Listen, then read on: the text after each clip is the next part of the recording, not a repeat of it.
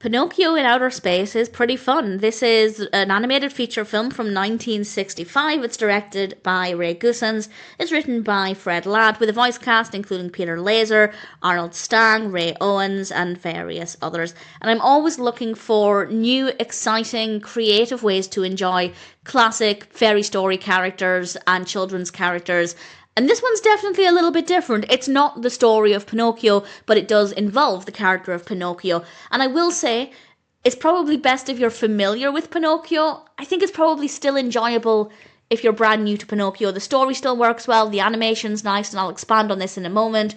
But I will say it's definitely, in my opinion, more suited to people who have an existing relationship with the character, with the original story. There's a flying whale in space, and there is an award for the capture of this whale, and Pinocchio decides that he wants to catch the whale, and to reward him, in his eyes, the blue fairy can then turn him into a real boy. So there we have pretty clear motivation, and I think it's also a really good way to catch us up with Pinocchio's story and where he's been, and he just wishes for one more chance to become a real boy again, and he thinks that this is his chance. But will he succeed? I genuinely did care to find out what would happen. I was genuinely emotionally invested pretty early on. The story itself is fun. The pacing, however, isn't great. It takes quite a bit of time to get into space. To be honest, though, I'm not a huge fan of space-based stories. Not unique here. It's something that I just feel quite often. Not a huge fan of the setting. So I didn't necessarily mind the pacing, as I was kind of enjoying it nevertheless.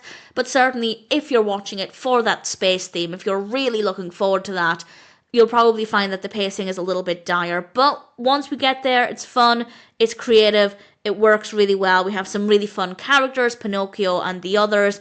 The animation is great, particularly the animation of the characters, and also Outer Space, the way that was designed, I thought was really satisfying to look at. Really great, varied colour palette. We have great music, great voice acting.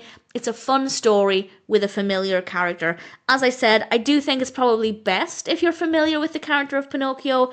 But that being said, if you just like outer space stories, even if you're not that bothered about Pinocchio, maybe give it a go.